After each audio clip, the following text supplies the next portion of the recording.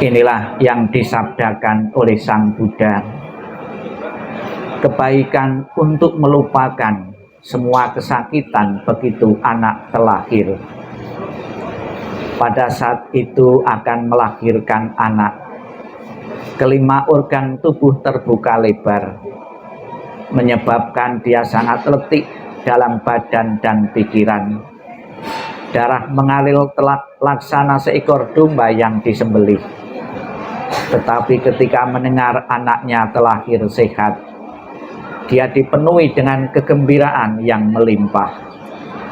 Tetapi sesudah kegembiraan, kesedihan datang kembali, dan rasa sakit kembali mengaduk-ngaduk bagian dalam tubuhnya. Kebaikan kedua orang tua sangat besar dan dalam. Penjagaan dan pengabdiannya tidak pernah berhenti, tidak pernah beristirahat. Ibu senantiasa menyimpan yang manis untuk anak, dan tanpa mengeluh menelan yang pahit bagi dirinya. Cinta kasihnya amat besar dan emosinya sungguh tak tertahankan. Kebaikannya adalah mendalam dan begitu juga kasihnya. Hanya menginginkan anak mendapat cukup makanan. Seorang mamah kasih sayangnya tidak membicarakan kelaparan bagi dirinya. Seorang mamah rela berada di tempat yang basah, agar dengan demikian anak dapat berada di tempat yang kering.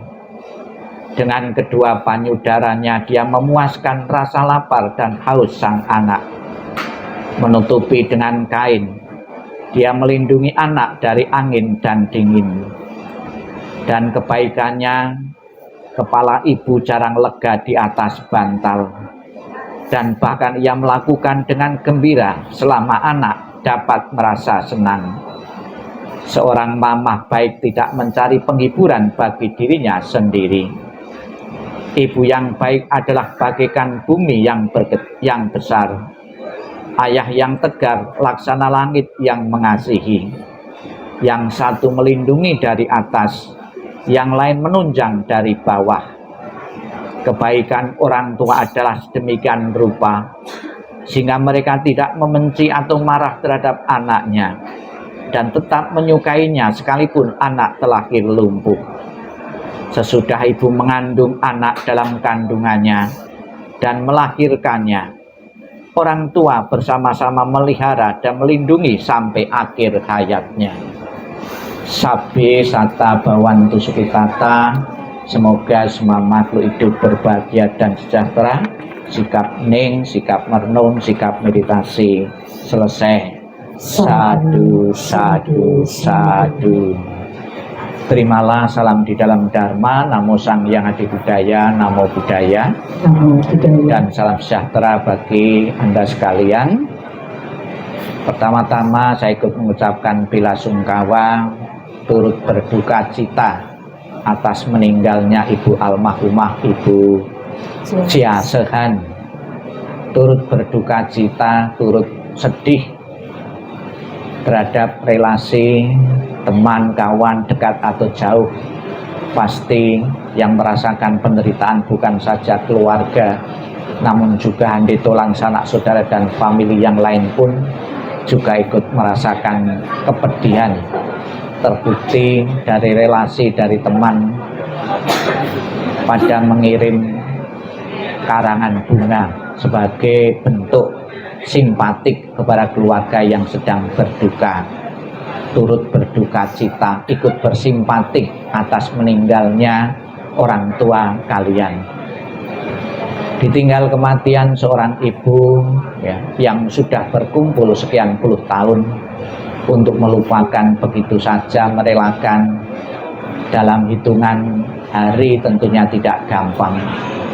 Bahkan dalam hitungan bulan dan tahun pun itu masih terngiang-ngiang tentang kebersamaan, kesan-kesan, pengalaman-pengalaman yang membahagiakan, pengalaman-pengalaman yang begitu harmonis hubungan antara anak dan ibu. Namun ternyata hukum alam, hukum semesta ini berbeda dengan kemauan kita, harapan kita. Kita berharap terhadap orang-orang yang kita cintai, kita ingin berkumpul untuk selamanya. Terhadap orang yang kita benci, kita kepingin menolak seterusnya. Namun ternyata hukum alam berbicara lain. Tidak peduli kamu mencintai atau dicintai, hukum alam pasti akan bekerja. Seseorang yang dicintai akan menimbulkan kemelekatan yang mendalam dalam pikiran kita, dalam benak kita, sehingga tidak sedikit begitu ditinggal kematian oleh salah satu anggota keluarga menimbulkan keguncangan bagi pikirannya, bahkan tidak sedikit pula menimbulkan stres yang berat dan tidak bisa menerima kematian dari orang dekatnya. Namun dalam beberapa kesempatan Sang Buddha menguraikan dhammanya, menguraikan ajarannya untuk jadikan resep bagi keluarga-keluarga yang baru saja kehilangan salah satu anggota keluarga, orang yang amat dicintai. Sang Buddha mengatakan, memberi nasihat kepada keluarga-keluarga yang sedang dirundung kepedihan dengan mengatakan, akan sia-sia engkau meratapi yang mati. Yang mati diratapi dengan cara apapun, berapa lama pun juga tidak pernah akan menghidupkan kembali. Yang mati diratapi tidak akan hidup kembali. Yang hidup, yang meratapi kalau tidak bisa menjaga diri, justru ikut mati juga kalau tidak bisa menjaga diri. Yang bijaksana adalah terhadap bekerjanya hukum semesta ini, hukum alam ini adalah menerima dengan secepatnya hukum kematian yang berlaku kepada siapapun tanpa kecuali. Yakinlah kebaikan-kebaikan orang tua Anda semasa kehidupannya di tengah-tengah keluarga telah mendedikasikan waktu dan kesempatannya untuk membesarkan kalian, mendidik dengan penuh rasa tanggung jawab, berkorban dengan merelakan bermacam-macam kesenangan-kesenangan demi kebahagiaan anak-anaknya. Maka sudah menjadi kewajiban bagi seorang anak yang berbakti di saat akhir-akhir kehidupan beliau atau di saat kita masih berkumpul dengan jenazah beliau pada saat ini, rasa bakti yang tinggi terhadap beliau perlu sekali dilakukan.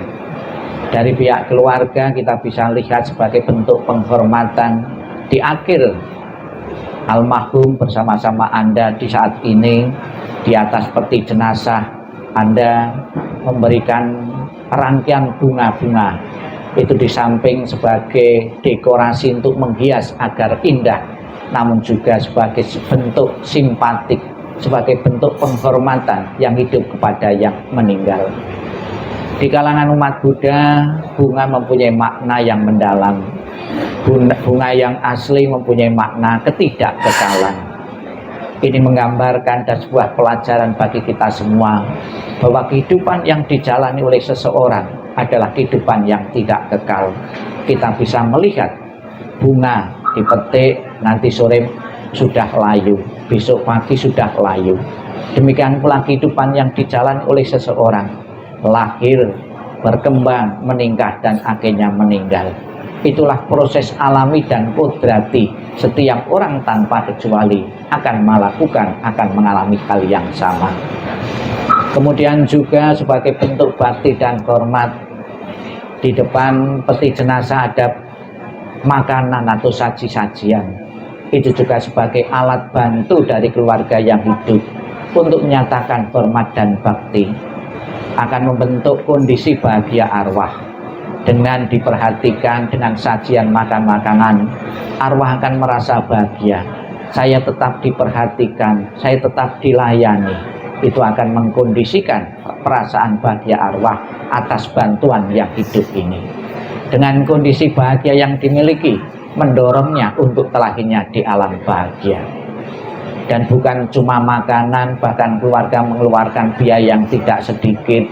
Di samping peti jenazah kita bisa melihat rumah-rumahan. Ini adalah sebuah doa, sebuah harapan.